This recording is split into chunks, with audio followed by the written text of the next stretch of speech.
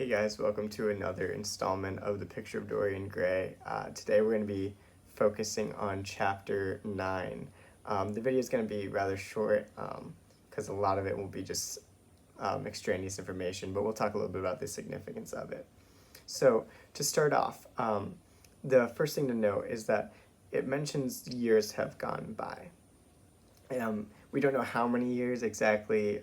It mentions that at one point Dorian was 25 years of age, so we don't know exactly, but we know that he spent a majority of this time now living this hedonistic lifestyle.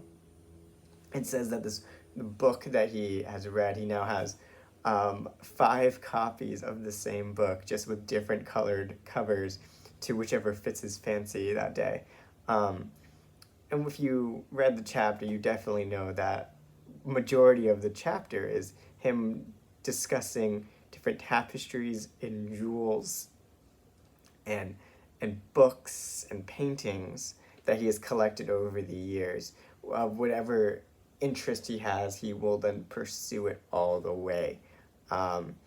It's almost, you can skim the part unless you're very interested in that sort of thing. But the significance of this is to show the shift in Dorian's mentality. He's now become intoxicated in the quote-unquote finer things of life. He spends a year chasing after one specific tapestry, or spends several years finding all the gems of these different things. And what he does is he attributes these specific forms of artistic expression as being compared to the greats.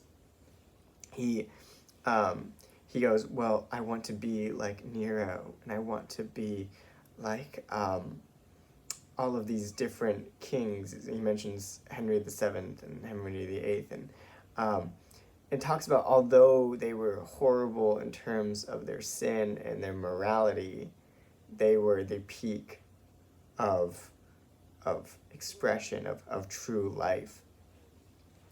And so that's what he pursues. He mentions that that he himself remains the same look of innocence. He hasn't aged at all, and it's been several years. And the things that he's been doing should cause you to look physically older, but it hasn't been the case.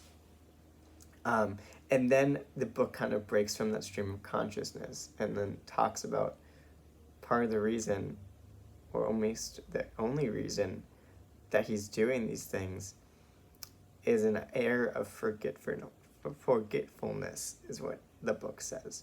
He's doing these things as a way to forget the actual pain that is that's happening to him on the inside. He does these things to forget the sin and the pain of the picture. It says he's also fascinated about the picture. He's bolted it and made it almost impossible for anyone to see the picture, but he spends several nights staring at the decay of himself. He's almost intoxicated by what's happening to his body. He's intoxicated and enamored by sin and immorality. This lifestyle that he was so scared of at the beginning has now become to the point where he wants to see how much he can go, how much he can achieve in this suffering state.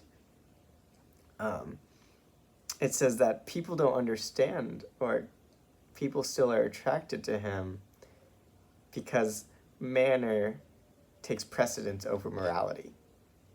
That people are still going to his parties because he knows how to throw one.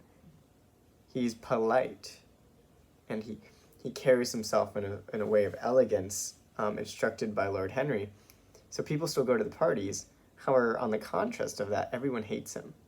It mentions that he has no friends anymore. The only loyal person is Lord Henry, who coincidentally got him into this morality in this first place, or this lack of morality in the first place. And so it calls into question, does Dorian enjoy his life, or is it rather just him coping with the overwhelming sense of pain.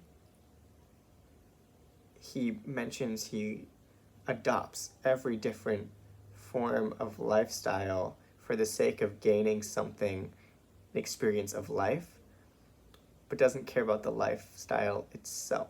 He doesn't care about what the life path is as long as he can experience it, because he believes life is the point of life, to experience everything and anything. There's almost a sadness to the story, but it's creepy. It's this gothic existence of, I'm going to partake in anything even if it causes me incredible pain. I want to experience everything. He loves the idea of sin and immorality. It's mentioned several times in this chapter that he doesn't care that it's quote-unquote sin or corruption of his soul, because A, no one sees it through him, and B, it's life. He's experiencing something. It's a desire. So that sets us up for this chapter.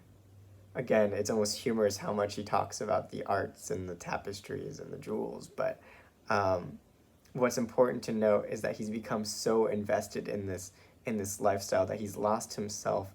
People don't like being around him, but still attend his parties, which is, he mentions that shallowness or insincerity is the best form of acknowledgement. There's a quote that I believe it's by Oscar Wilde, that's no press is bad press except for none at all. And so Dorian is living this lifestyle of complete hedonism and rejects any form of religion or any form of morality. He'll partake in it because he wants to know what it's like, but he doesn't accept it. And he mentions that the truest form of life is this darkness, is this life you live in the shadows. He mentions that he thinks about this life during the day and everyone acts very prim and proper, but when it comes to the darkness and doing things in the hidden sense, that's where true life is. So he's enamored by the dark things. That brings us to a point in the novel of Gothic literature. Not only did we see a suicide by these actions, but now we're seeing this infatuation and this need for darkness and a hidden life. But it's overshadowed or veiled, as the novel says, by a life of elegance and eloquence and art. We'll see how this ends up in the next chapters. But that's all we have for this week, and I look forward to seeing you guys next week.